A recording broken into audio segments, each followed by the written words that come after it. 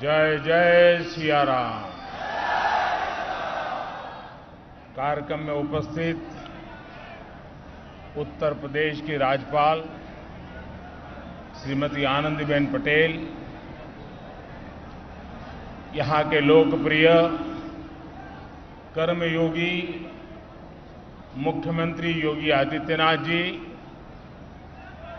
सभी पूज्य संतगण, उपस्थित अन्य सभी प्रबुद्धजन, श्रद्धालुगण, देवी और सज्जनों, श्री राम लला के दर्शन और उसके बाद राजा राम का अभिषेक, ये सौभाग्य राम जी की कृपा से ही मिलता है।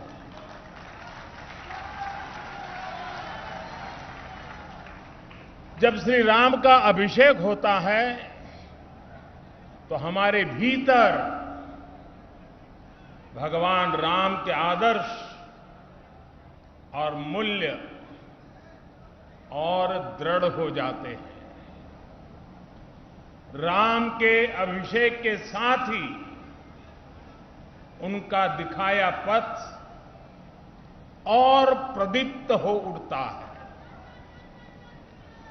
अयोध्या की तो रज रज में, कण कण में उनका दर्शन समाहित है। आज अयोध्या की रामलीलाओं के माध्यम से, सरयू आरती के माध्यम से, दीपोत्सव के माध्यम से और रामायण पर शोध और अनुसंधान के माध्यम से ये दर्शन पूरे विश्व में प्रसारित हो रहा है। मुझे खुशी है कि अयोध्या के लोग, पूरे उत्तर प्रदेश और देश के लोग इस प्रवाह का हिस्सा बन रहे हैं। देश में जन कल्याण की धारा को गति दे रहे हैं। मैं इस अवसर पर आपको, देशवासियों को और विश्व भर में फैले हुए राम भक्तों को भी हार्दिक बधाई देता हूं। मैं प्रभु श्री राम की पावन जन्मभूमि से सभी देशवासियों को आज छोटी दीपावली के पर्व पर कल के दीपावली की भी हार्दिक शुभकामनाएं देता हूं। साथियों, इस बार दीपावली एक ऐसे समय में आई है जब हमने कुछ समय पहले ही आजादी के 75 वर्ष पूरे किए हैं। हम आजादी का अमृत महोत्सव मना रहे हैं। आजादी के इस अमृत काल में भगवान राम जैसी संकल्प शक्ति देश को नई ऊंचाई पर ले जाएगी। भगवान राम ने अपने वचन में, अपने विचारों में, अपने शासन में, अपने प्रशासन में जिन मूल्यों को घड़ा,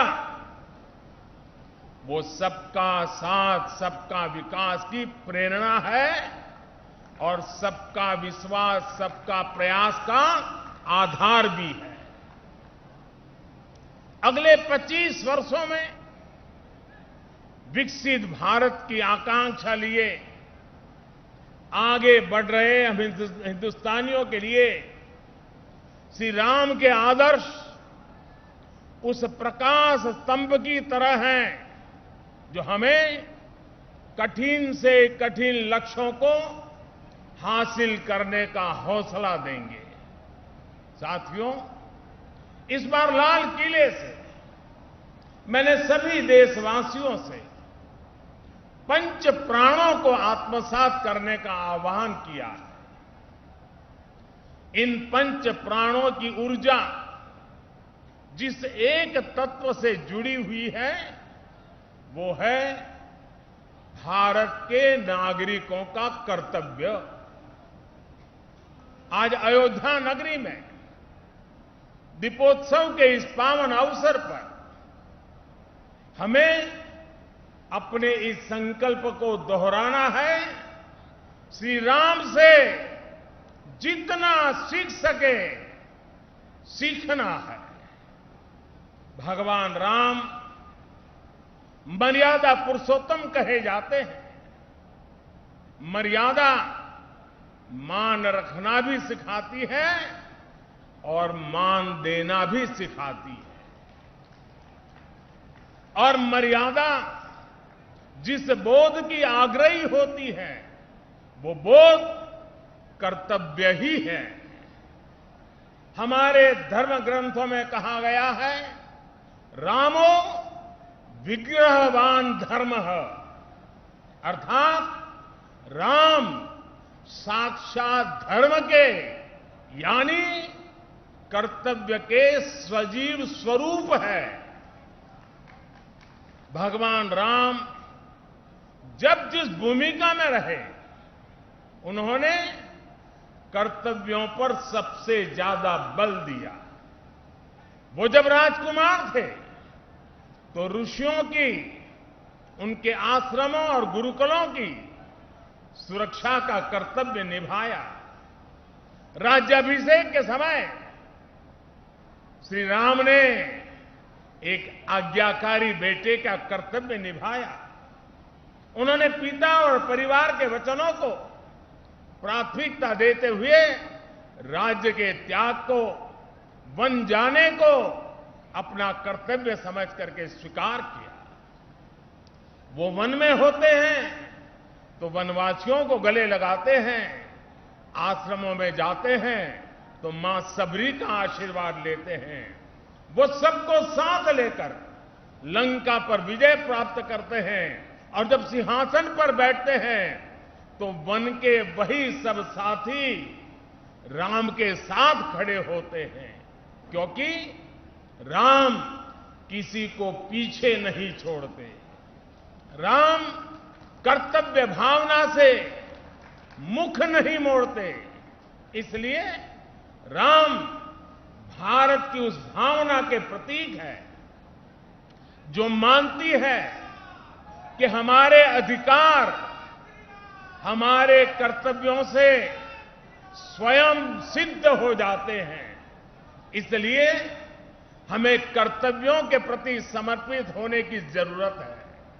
और संयोग देखिए, हमारे संविधान की जिस मूल प्रति पर भगवान राम, मां सीता और लक्ष्मण जी का चित्र अंकित है, संविधान का वो पृष्ठ भी मौलिक अधिकारों की बात करता है। यानी एक और हमारे संविधान अधिकारों की गारंटी, तो साथ ही प्रभु राम के रूप में कर्तव्यों का शाश्वत सांस्कृतिक बोध। इसलिए हम जितना कर्तव्यों के संकल्प को मजबूत करेंगे, राम जैसे राज्य की संकल्पना उतनी ही साकार होती जाएगी। साथियों, आजादी के अमृत काल में देश ने अपनी विरासत पर गर्व और गुलामी की मानसिकता से मुक्ति का आह्वान किया है। ये प्रेरणा भी हमें प्रभु राम से मिलती है।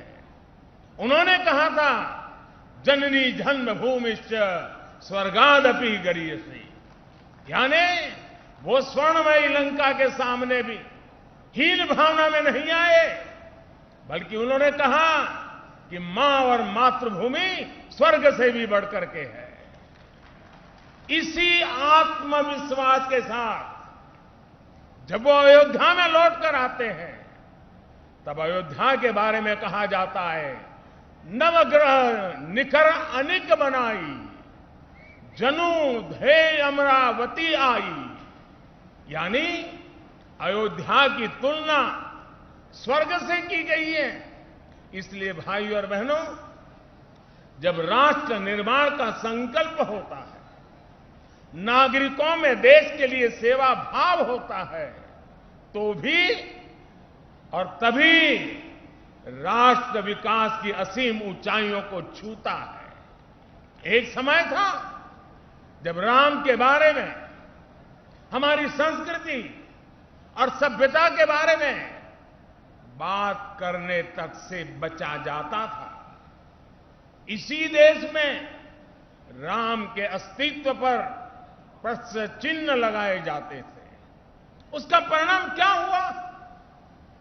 हमारे धार्मिक सांस्कृतिक स्थान और नगर पीछे छूटते चले गए। हम यही अयोध्या के रामघाट पर आते थे तो दुर्दशा देखकर मन दुखी हो जाता था। काशी की तंगहाली, वो गंदगी और वो गलियां परेशान कर देती थी। जिन स्थानों को हम अपनी पहचान का, अपने अस्तित्व का प्रतीक मानते थे, जब वही बदहाल थे तो देश के उत्थान का मनोबल अपने आप टूट जाता था।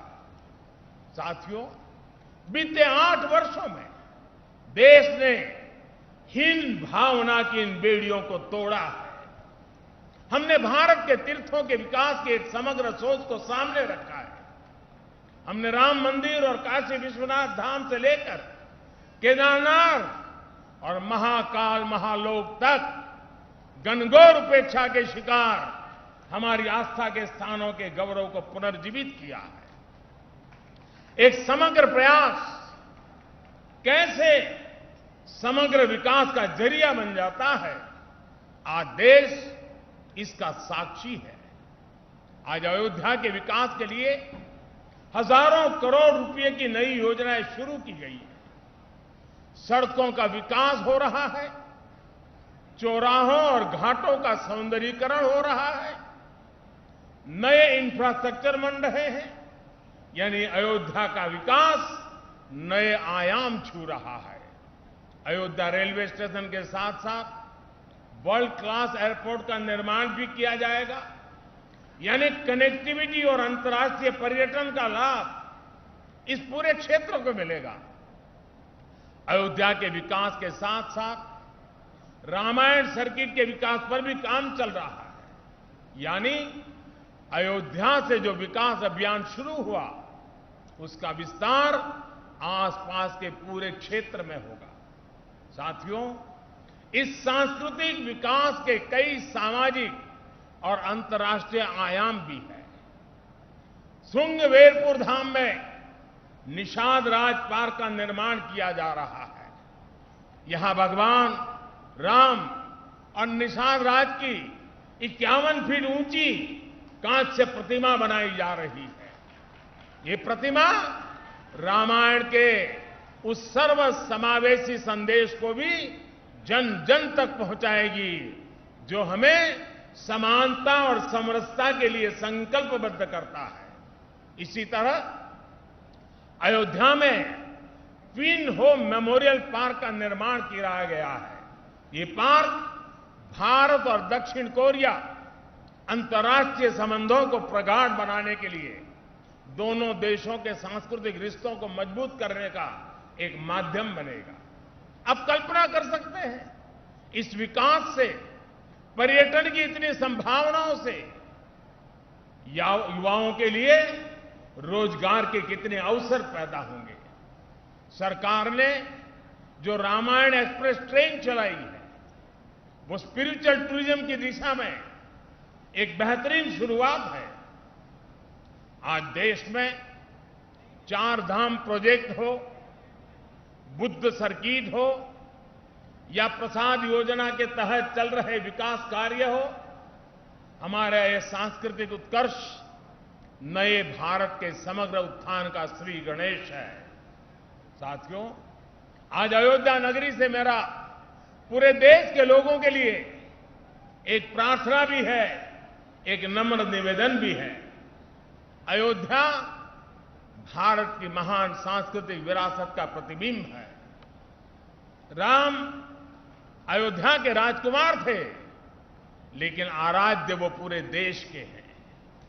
उनकी प्रेरणा, उनकी तप तपस्या, उनका दिखाया मार्ग हर देशवासी के लिए है। भगवान राम के आदर्शों पर चलना हम सभी भारतीयों का कर्तव्य है। उनके आदर्शों को हमें निरंतर जीना है, जीवन में उतारना है। और इस आदर्श पथ पर चलते हुए अयोध्या वासियों पर दोहरा दायित्व है। आपकी डबल रिस्पॉन्सिबिलिटी है मेरे अयोध्या के भाइयों बहनों। वो दिन दूर नहीं जब विश्व भर से यहां आने वालों की संख्या अनेक गुना बढ़ जाएगी। जहां कण कण में राम व्याप्त हो, वहां का जन जन कैसा हो, वहां के लोगों का मन कैसा हो, ये भी उतना ही अहम है। जैसे राम जी ने सबको अपनापन दिया, वैसे ही अयोध्या वासियों को यहां आने वाले प्रत्येक व्यक्ति का स्वागत अपनत्व से करना है। अयोध्या की पहचान कर्तव्य नगरी के तौर पर भी बननी चाहिए। अयोध्या सबसे स्वच्छ नगरी हो, यहां के रास्ते चौड़े हो, सुंदरता अप्रतिम हो, इसके लिए योगी जी और उनकी सरकार दीर्घ दृष्टि के साथ अनेक प्रकल्पों को आगे बढ़ा रही है, प्रयास कर रही है।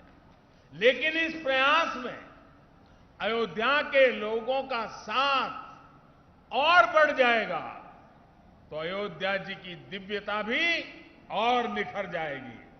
मैं चाहूंगा कि जब भी नागरिक मर्यादा की बात हो, नागरिक अनुशासन की बात हो, अयोध्या के लोगों का नाम सबसे आगे आए। मैं अयोध्या की पुण्य भूमि पर प्रभु श्री राम से यही कामना करता हूं कि देश के जन जन की कर्तव्य शक्ति से भारत का सामर्थ्य शिखर तक पहुंचे। नए भारत का हमारा स्वप्न मानवता के कल्याण का माध्यम बने। इसी कामना के साथ मैं अपनी बात समाप्त करता हूं। एक बार फिर सभी देशवासियों को दीपावली की बहुत बहुत बधाई देता हूं। आप सभी को बहुत बहुत धन्यवाद। बोलो सियावर रामचंद्र की, सियावर रामचंद्र की, सियावर रामचंद्र की।